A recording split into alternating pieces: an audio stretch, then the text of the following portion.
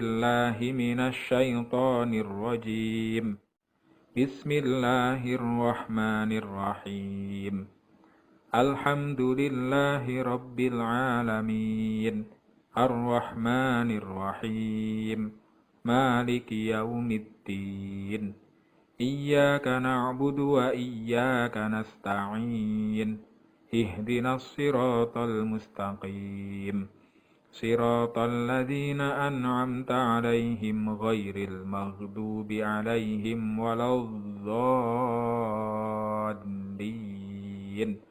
رب اغفر لي ولوالدي وللمؤمنين آمين رب اشرح لي صدري ويسر لي أمري واحلل عقدة من لساني يفقه قولي ربي زدني علما وارزقني فهما آمين يا رب العالمين.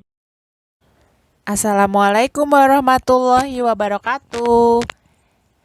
Oke anak-anak, hari ini berjumpa lagi dengan Ustazah Prima. Kita akan belajar mata pelajaran IPS, yaitu materi penjajahan bangsa Eropa di Indonesia. Ada beberapa negara atau bangsa yang telah menjajah Indonesia selama bertahun-tahun. Di antaranya adalah bangsa Portugis dan Spanyol, bangsa Belanda, dan bangsa Inggris. Bangsa Portugis dan Spanyol, bangsa Belanda, dan bangsa Inggris melakukan penjajahan di Indonesia. Oke, yang pertama adalah penjajahan bangsa Portugis dan Spanyol. Bangsa Portugis merupakan bangsa asing pertama yang datang ke wilayah Nusantara. Portugis terlebih dahulu telah menguasai Malaka yang sekarang merupakan semenanjung Malaysia pada tahun 1511. Dari Malaka, Portugis berlayar ke Maluku pada tahun 1512.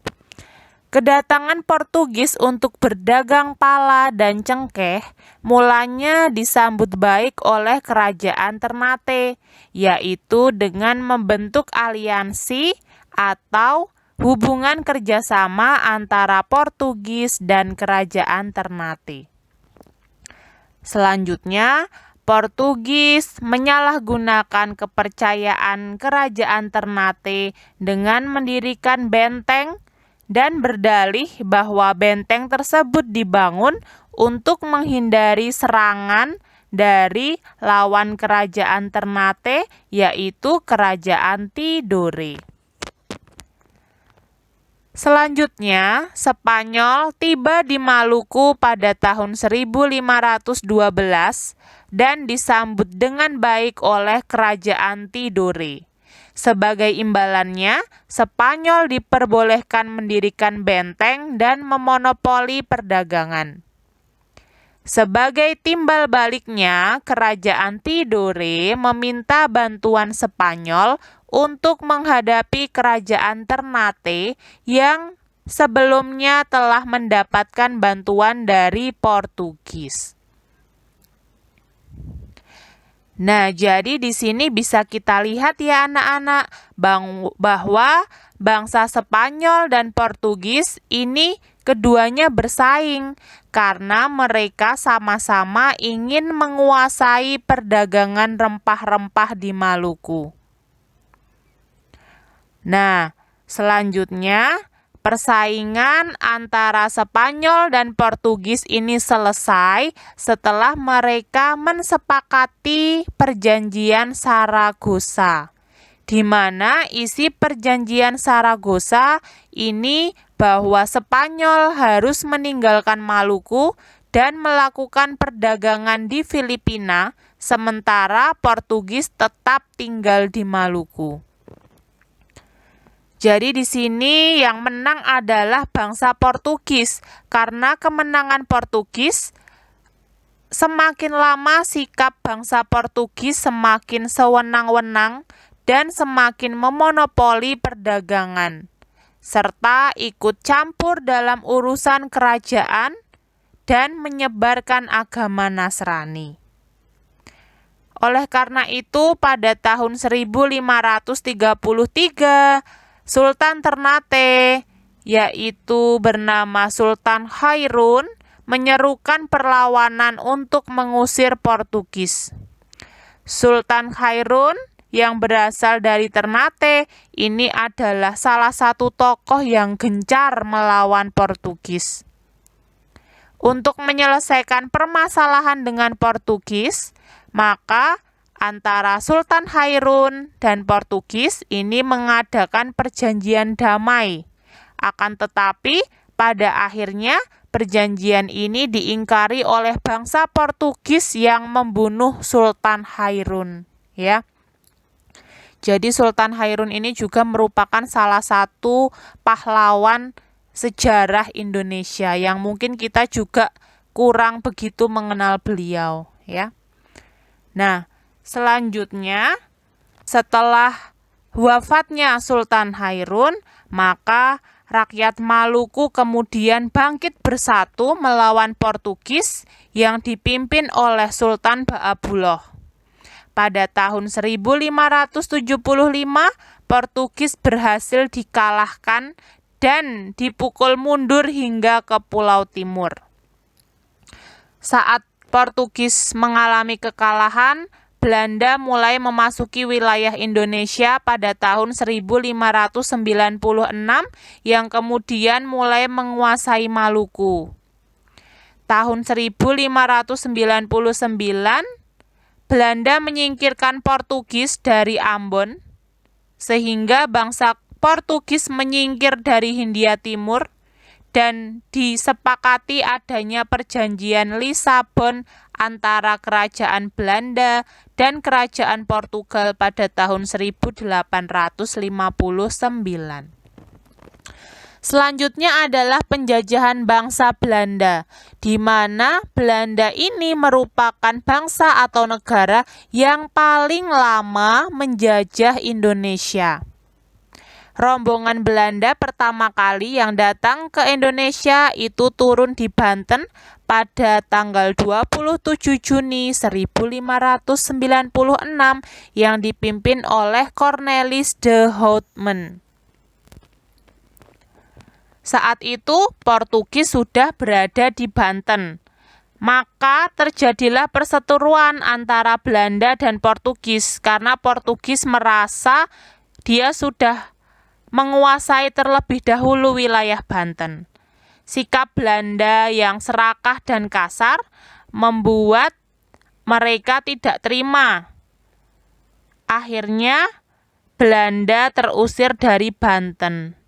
Ya, jadi keberadaan Belanda ini tidak diterima baik oleh bangsa Indonesia karena dianggap serakah dan kasar. Nah, setelah diusir, Belanda tidak menyerah. Belanda datang kedua kali pada tahun 1598 di Banten. Saat itu Banten adalah pusat perdagangan rempah-rempah yang ramai dikunjungi oleh bangsa lain. Ya. Nah, ini merupakan gambaran dari Cornelis de Houtman, di mana beliau ini merupakan pemimpin rombongan pertama Belanda saat datang ke Indonesia, ya. Nah, tujuan awal Belanda untuk berdagang ya awalnya, akan tetapi berubah menjadi ingin menjajah kembali bangsa Indonesia. Maka untuk menguasai atau memonopoli perdagangan rempah-rempah di Banten, Belanda membentuk Persatuan Dagang Hindia Timur atau dalam bahasa Belanda disebut Verenigde Oost-Indische Compagnie atau VOC. VOC dibentuk pada tahun 1602 dengan berbagai alasan berikut.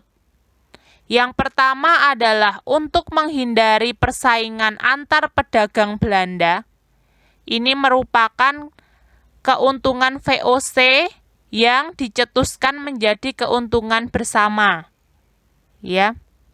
Lalu yang kedua adalah memperkuat pedagang Belanda dalam menghadapi persaingan dengan pedagang-pedagang dari negara Eropa lain seperti Spanyol, Portugis, dan Inggris. Nah, selanjutnya VOC ini didirikan pada tahun 1602 oleh Peter Booth yang merupakan jenderal VOC pertama kali dan menjabat tahun 1610 sampai 1614. VOC memiliki hak monopoli yang diberikan pemerintah Belanda, yaitu yang pertama adalah hak untuk mencetak uang dan memungut pajak. Yang kedua, membuat perjanjian, menyatakan perang, mengadakan perdamaian dengan raja-raja. Yang ketiga, membuat senjata, membentuk pasukan, dan mendirikan benteng. Yang keempat, mengangkat dan memberhentikan pegawai. Yang kelima, membuat pengadilan sendiri. Selanjutnya, VOC ini dipimpin oleh Jan Pieterszoon Coen ya. Saat ini ia menjadi gubernur jenderal yang dimana VOC dipindahkan ke Batavia dan sekarang adalah kota Jakarta. Karena Batavia ini dianggap adalah wilayah yang lebih strategis. Koen menjabat sebagai jenderal VOC selama 2 periode, yaitu pada tahun 1619 sampai 1623 dan dilanjutkan ke periode yang kedua, yaitu 1627 hingga 1629. Koen menerapkan kebijakan berupa politik ekstirpasi, yaitu membatasi jumlah rempah-rempah yang ditanam untuk memperlancar monopoli Belanda, serta kebijakan mengadakan pelayaran hongi, yaitu patroli VOC menggunakan perahu untuk mengawasi perdagangan rempah-rempah. Saat itu VOC menjadi perusahaan dagang terkaya karena bisa berhasil memonopoli perdagangan rempah-rempah di wilayah itu. Namun, sikap VOC yang memaksa menjual rempah-rempah hanya kepada negara-negara di bawah naungannya ini mendapat perlawanan dari rakyat. Selain itu, VOC juga menggunakan politik adu domba atau yang dikenal dengan divide et impera dengan tujuan menguasai kerajaan-kerajaan di Indonesia. Akan tetapi pada akhirnya VOC mengalami kebangkrutan dan resmi dibubarkan pada tanggal 31 Desember tahun 1799. Beberapa faktor yang menyebabkan kebangkrutan VOC yaitu yang pertama, terjadinya banyak korupsi yang dilakukan oleh pegawai VOC. Yang kedua, biaya kepegawaian yang sangat besar seiring semakin banyaknya kantor cabang VOC. Yang ketiga, besarnya biaya perang akibat banyaknya perlawanan. Yang keempat, persaingan dengan perserikatan dagang negara lain, salah satunya dengan negara Inggris yang membentuk East India Company atau disingkat EIC. Pembubaran VOC akhirnya dilakukan karena Belanda berhasil ditaklukkan oleh negara Prancis, di mana yang memimpin negara Prancis saat itu adalah Napoleon Bonaparte pada abad ke-18. Napoleon Bonaparte menganggap VOC bertentangan dengan paham kesetaraan dan kebebasan sehingga harus dibubarkan.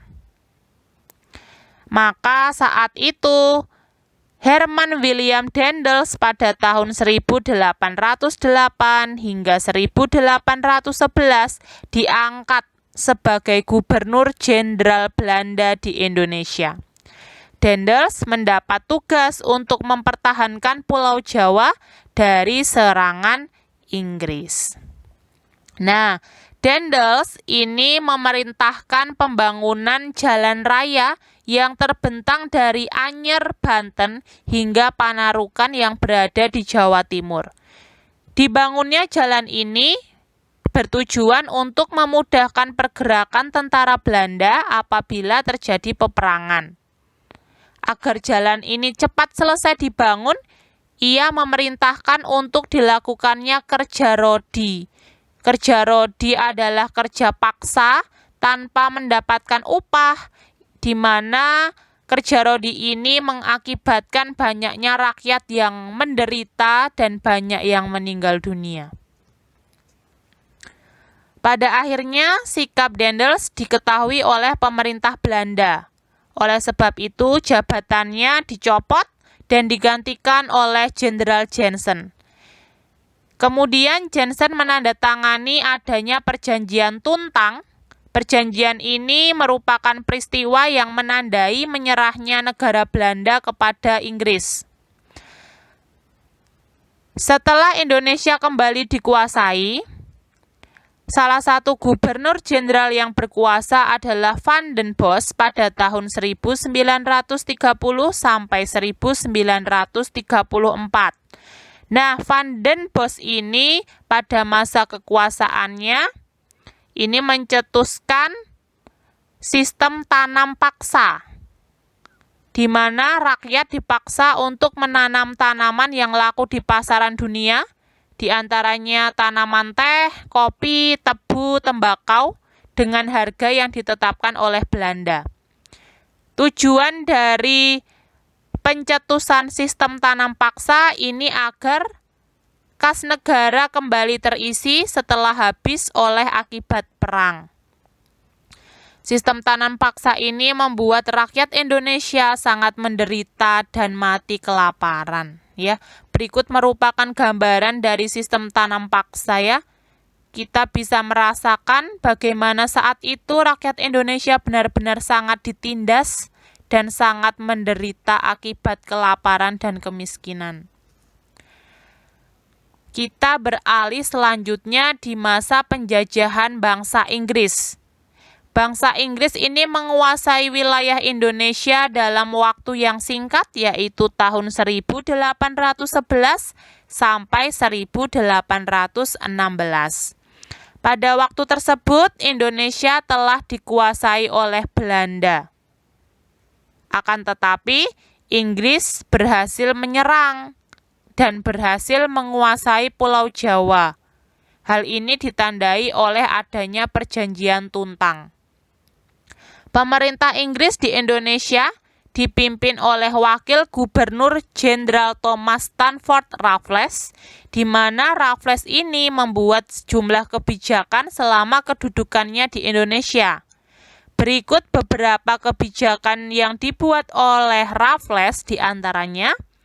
Yang pertama adalah menghapus sistem kerja rodi, kecuali di wilayah Priangan dan Jawa Tengah. Yang kedua, membagi wilayah di Pulau Jawa menjadi 16 karesidenan. Dan yang selanjutnya menghapuskan sistem tanam paksa atau kulturstelsel dan menggantinya dengan sistem sewa tanah atau rent-land-stelsel. Lalu petani dibebaskan menentukan jenis tanaman yang mereka tanam asalkan laku di pasaran dunia.